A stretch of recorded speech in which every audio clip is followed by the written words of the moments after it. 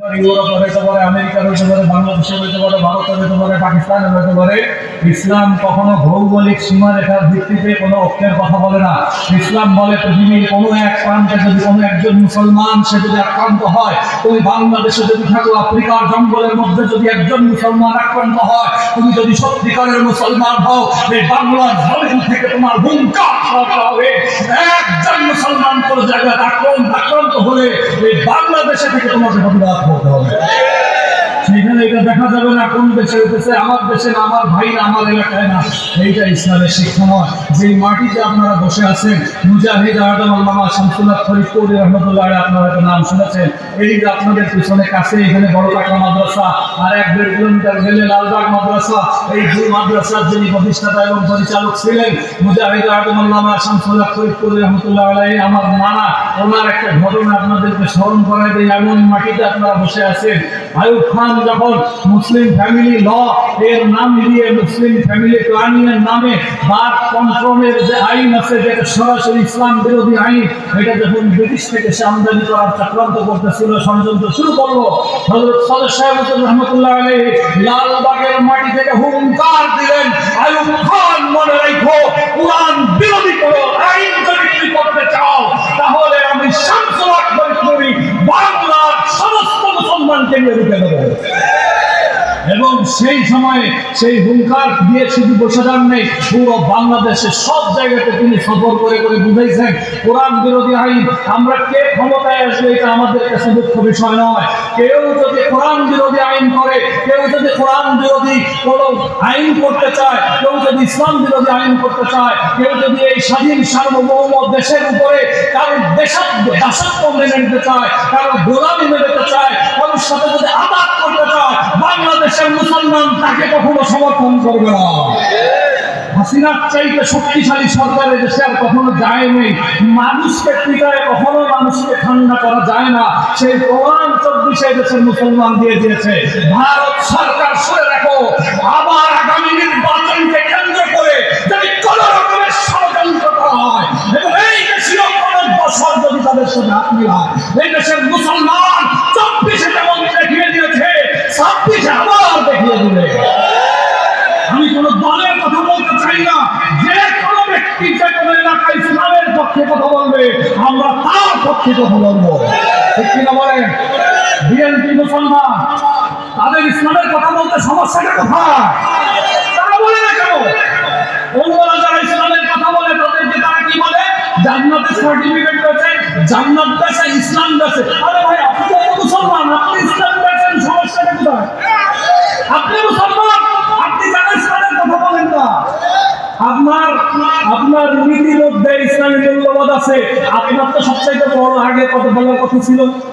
আমরা তো বিএনপি, জামাত, আওয়াত এগুলো তো আমরা বুঝি না। আমরা বুঝি যে ইসলামের পক্ষে কথা বলবে, যাকে যে ইসলাম হবে মনে করবো আমরা মুসলমানরা, তাকে পছন্দ করি, আমরা তাকে পছন্দ করি। আজকে বিএনপি নেতারা যদি বলে আমরা ইসলাম প্রতিষ্ঠা করবো, আমাদের কি আর কোনো দাবি আছে? আমাদের কি কোনো দলকে পাঠানোর উদ্দেশ্য নাকি ইসলামী শক্তিকে পাঠানোর উদ্দেশ্য?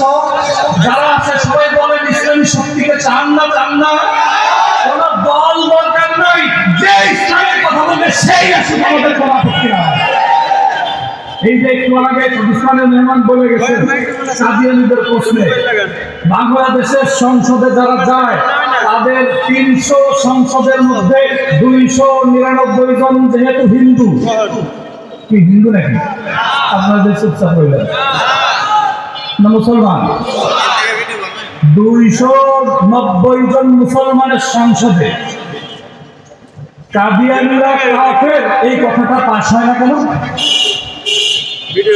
বুঝাইতে পারি না। একজন মুসলমান সে যদি নবীকে সর্বশেষ নবী না মানে, সে কি মুসলমান হবে? সর্বশেষ নবী না মানলে সে মুসলমান থাকবে? নবীর পরে কোন নবী, ছোট নবী, বড় নবী, মাইক্রো নবী, সেজ নবী, কোন রকম নবী আসছে এটা বললে তার ইমান থাকবে? যারা সংসদে আছে তারা মুসলমান না মুসলিম? যারা মুসলমানের বাচ্চা না মুসলিমের বাচ্চা? যারা ইতিমধ্যে সংসদ চালাইছে তাদের মেজরিটি পার্সেন্ট মুসলিম না মুসলিম ছিল?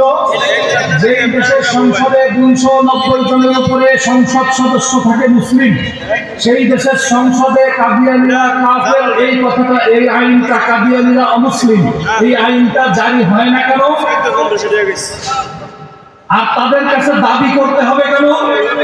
আমরা যদি দাবি করি কাদিয়ানীকে অমুসলিম ঘোষণা করেন, এই দাবি তো তাদেরও হওয়ার কথা। আমরা যদি মাঠে ময়দানে দাবি না করে সংসদে যারা আছে তারা যদি খালি মনে করে কাদিয়ানীরা অমুসলিম, তাহলে কি এটা পাশ হইতে কোনো সমস্যা আছে? কিন্তু তারা কেন মনে করে না?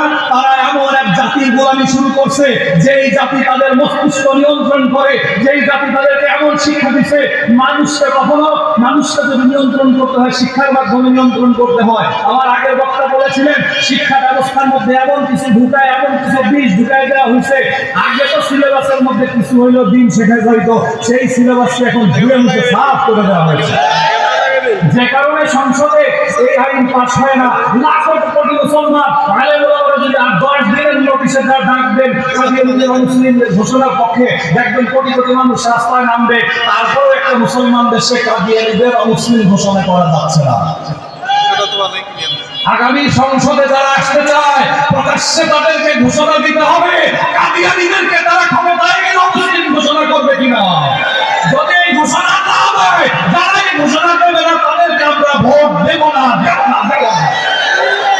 সেটা কোন দল, এটা আমার দরকার নেই, আমি কোনো দলের দালালি করতে আসি না। কিন্তু মুহাম্মদুর রাসূলুল্লাহ সাল্লাল্লাহু আলাইহি ওয়াসাল্লামের খাতমানুল্লাহ সংরক্ষণ করতে হবে। মুহাম্মদুর রাসূলুল্লাহ সাল্লাল্লাহু আলাইহি ওয়াসাল্লামের জীবন যতদিন আছে দালালি করেই যাব।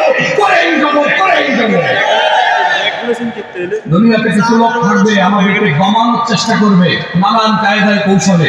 আল্লাহ রাব্বুল আলামিন বলেন يريدون أن يطفئوا نور الله بأفواههم والله متم نوره ولو كره الكافرون।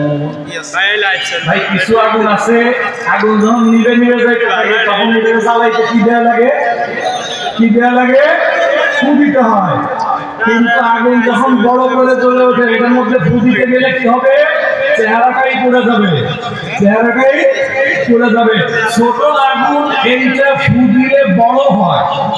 ছোট আগুন একটা কয়লা আছে, ফুয়াইতে মা বোনেরা যখন চুলার মধ্যে এটা চিন্তা দিয়ে ফুয়াইতে কাগজটা তৈরি দিয়ে আগুন ধরে যায়।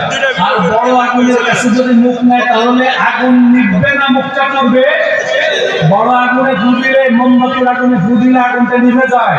ছোট আগুনে ফু দিয়ে কয়লার আগুনকে জ্বালানো যায়, কিন্তু বড় আগুনে ফু দিলে আগুন নিভবে না মুখটা করবে?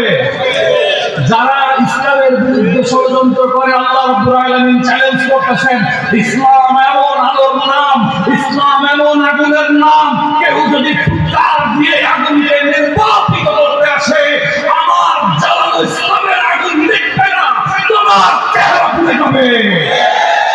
সুতরাং সাবধান হয়ে যান। মুসলমানের দেশে আপনি আইন করে দিবেন মসজিদে ইসলামের পক্ষে কথা বলা যাবে না। মসজিদে যারা ইসলামের পক্ষে আন্দোলন করে, ইসলামের পক্ষে যারা সংসদে আইন করতে চায়, খাতনানুবুওয়াতের আইন যারা করতে চায়, তাদের পক্ষে কথা বলা যাবে না। হাসিনাও বহুত চেষ্টা করছে, হাসিনার সময় মাঠে বক্তব্য বন্ধ করতে পারলেও একটা মসজিদের খতিবের জবান বন্ধ করতে পারে না। চেষ্টা করে নেই, পারবেন না। কোন আলেমের মুখ বন্ধ করতে পারবেন না। আজকে আল্লামা শামসুল হক ফরিদপুরি রাহমাতুল্লাহ আলাইহি যে জমিনে সারা জীবন দ্বীনের খিদমত করে গেছেন, উনি আইয়ুব খান ওনাকে যখন কেনার জন্য লালবাগ মাদ্রাসায় অনুদানের নামে তৎকালীন সময়ে ওনার মুখ বন্ধ করার জন্য 10 লক্ষ টাকার একটা চেক দিয়েছিলেন। হযরত সরসাল দেখেন যে ওনার ব্যাগের মধ্যে খামের মধ্যে ঢুকাই দিয়েছে। উনি এখানে এসে দেখেন যে ওনার ব্যাগের মধ্যে লালবাগ মাদ্রাসার জন্য অনুদান, এই বলে সেই সময় 10 লাখ মানে এখন কত বলেন 100 কোটি টাকার উপরে, উনি সাথে সাথে সেই চেকটা ফেরত করছেন। অর্থাৎ এটা উদ্দেশ্য ছিল আইয়ুব খানের ফ্যামিলি বাংলাদেশের যে ইসলাম বিরোধী আইন সে করতে চাইতেছে, সদর সাহেব জানি মুখ না খোলেন, শামসুল হক ফরিদপুরি যেন এটার বিরুদ্ধে মুখ না খোলেন। কেন? এই পুরো অঞ্চলের মানুষ শামসুল হক ফরিদপুরি রহমতুল্লাহ ইসলামের আলোকে যা বলতেন সবাই তাই মাইনে চলতো। তো সে চিন্তা করতে লাগলো এই চেকটা পাইলে মনে হয় উনি থেমে যাবেন। কিন্তু হযরত সাল্লাল্লাহু আলাইহি ওয়াসাল্লাম লিখে পাঠাইলেন, চেকটা ফেরত দিয়ে টেলিগ্রাম করে লিখে পাঠাইলেন যে আইয়ুব খান, সম্মানিত আইয়ুব খান, আপনি শুনে রাখেন, টাকা দিয়ে গরু ছাগল কেনা যায়, শামসুল হককে কেনা যায় না। টাকা দিয়ে গরু ছাগল কেনা যায়। সেই জমিনের মধ্যে আপনারা আছেন, যদি যে কোনো পরিস্থিতিতে উলামায়ে কেরাম যদি ডাক দেন মাঠে নামতে রাজি আছেন কিনা বলেন। আল্লাহ রাব্বুল আলামিন আমাদের সবাইকে কবুল করেন, দ্বীনের জন্য, ঈমানের জন্য আমাদের সবাইকে কবুল করেন। ওয়া আখিরু দাওয়ানা আলহামদুলিল্লাহি রাব্বিল আলামিন। আলহামদুলিল্লাহ।